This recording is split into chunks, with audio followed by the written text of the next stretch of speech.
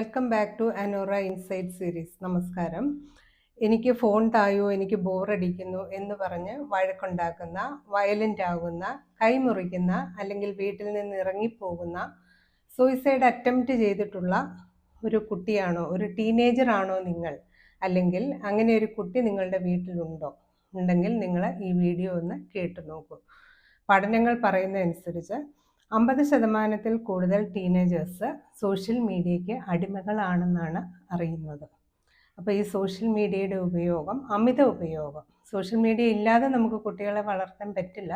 അതിൻ്റെ അമിത ഉപയോഗം കുട്ടിയെ എങ്ങനെ ബാധിക്കുന്നു, അതിൽ നിന്നും നമ്മുടെ കുട്ടിയെ രക്ഷിക്കാൻ എന്തൊക്കെ ചെയ്യാം, അതിൽ നമുക്ക് ഈ കാര്യങ്ങളാണ് നമ്മളിന്ന് സംസാരിക്കുന്നത്. അപ്പോൾ ഈ കുട്ടിക്കുണ്ടാകുന്ന ദോഷവശങ്ങൾ നമുക്കൊന്ന് ഓടിച്ചു നോക്കാം. ആദ്യത്തെ കാര്യം എന്ന് പറയുന്നത് അഡോളസൻസ് എന്ന് പറയുന്നത് ആ കുട്ടിയുടെ പേഴ്സണാലിറ്റി ഫോം ചെയ്യുന്ന ഒരു പീരീഡാണ്. അതുകൊണ്ട് തന്നെ ഈ സെൽഫി പോസ്റ്റ് ചെയ്യുക, എവിടെ പോയാലും റീൽസ് എടുത്ത് പോസ്റ്റ് ചെയ്യുക, അതിൻ്റെ ലൈക്കിൻ്റെയും കമൻറ്റിൻ്റെയും പുറകിന് പോവുക, അങ്ങനെയൊക്കെയായി ഈ കുട്ടി മനസ്സിലാക്കുന്ന ഒരു കാര്യമുണ്ട്. മറ്റുള്ളവരുടെ അംഗീകാരം അഥവാ വാലിഡേഷൻ അതുണ്ടെങ്കിൽ മാത്രം സന്തോഷിക്കുക എന്നുള്ള രീതിയിൽ ആ കുട്ടിയുടെ പേഴ്സണാലിറ്റി ഫോം ചെയ്യാനും ഭാവിയിൽ ആ കുട്ടിയുടെ ജീവിതത്തെ വളരെയധികം ദോഷകരമായിട്ട് ബാധിക്കാനും സാധ്യതയുണ്ട്.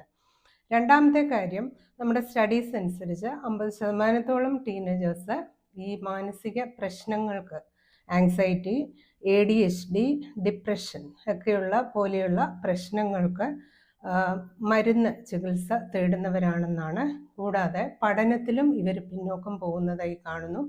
കാരണം ഈ സോഷ്യൽ മീഡിയയിൽ ഇരുന്നിരുന്ന് ഇവർക്ക് അറ്റൻഷൻ, ഒരു കാര്യം ശ്രദ്ധിച്ച് ചെയ്യാനുള്ള കഴിവ്, ഫോക്കസ്ഡ് ആയിട്ട് ഒരു കാര്യത്തിൽ തന്നെ നിൽക്കാനുള്ള കഴിവ്, കോൺസെൻട്രേഷൻ, ഇങ്ങനെയുള്ള കാര്യങ്ങളെല്ലാം കുറയുകയും കുട്ടികൾ പഠനത്തിൽ പിന്നോക്കം പോവുകയും ചെയ്യുന്നു.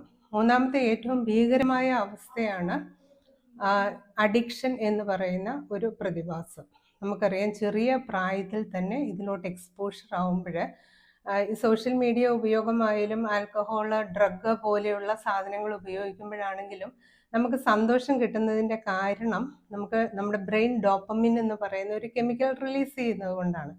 ചെറുപ്രായത്തിൽ ഇതിലോട്ട് എക്സ്പോസ്ഡ് ആകുന്ന ഒരാളുടെ ബേസ് ലൈൻ ഡോപ്പമിൻ ലെവൽ എപ്പോഴും കൂടിയിരിക്കും. അതുകൊണ്ട് തന്നെ കൂടുതൽ ഡോപ്പമിൻ ഹിറ്റ് കിട്ടാൻ വേണ്ടിയിട്ട് കൂടുതൽ നേരം സോഷ്യൽ മീഡിയയിലും ഇതുപോലുള്ള അഡിക്ഷൻസിലും സ്പെൻഡ് ചെയ്യാനായിട്ട് നമ്മളെ പ്രേരിപ്പിക്കുന്ന രീതിയിലാണ് സോഷ്യൽ മീഡിയയൊക്കെ അവർ ഉണ്ടാക്കി വെച്ചിരിക്കുന്നത്, ആപ്പുകളൊക്കെ.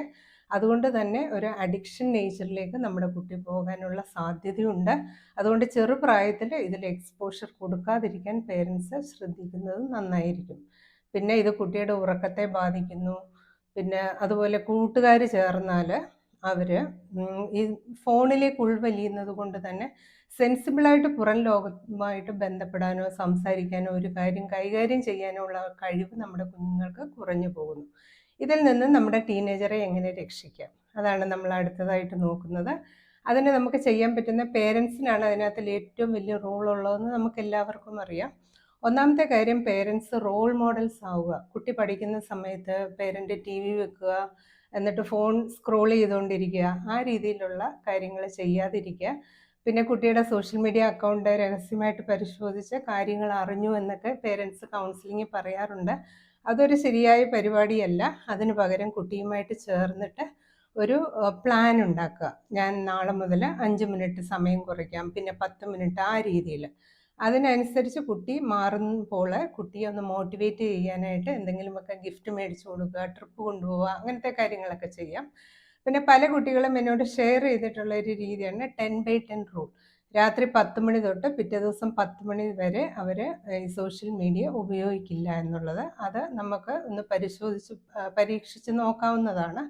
പിന്നെ നമ്മളെല്ലാവരും ചെയ്യുന്ന വേറൊരു തെറ്റാണ്, അലാം വെക്കുന്നത് ഫോണിലാണ്. അപ്പോൾ ആ രീതി മാറ്റുക. അപ്പോൾ ഫോൺ നമ്മുടെ ബെഡ് സൈഡിൽ നിന്നും മാറ്റാം. പകരം കുട്ടികൾക്ക് ഒരു അലാം ക്ലോക്ക് വാങ്ങിക്കൊടുക്കുക. പിന്നെ ഒരു കാരണവശാലും ഭക്ഷണം കഴിക്കുന്ന സമയത്ത് ഫോണും ലാപ്ടോപ്പ് പോലെയുള്ള സാധനങ്ങൾ അലോ ചെയ്യാതിരിക്കാൻ പേരൻസ് ശ്രദ്ധിക്കുക. ഇത്രയും കാര്യങ്ങൾ ശ്രദ്ധിച്ച് പേരൻസും കുട്ടികളും കൂടി ഒത്തുചേർന്നാൽ ഈ ഒരു സംഭവത്തിൽ നിന്നും നമുക്ക് നമ്മുടെ കുഞ്ഞുങ്ങളെ രക്ഷിക്കാൻ സാധിക്കും. എല്ലാവർക്കും വീഡിയോ ഇഷ്ടപ്പെട്ടു എന്ന് വിചാരിക്കുന്നു. Thank you. Meet you again with another episode. Thank U.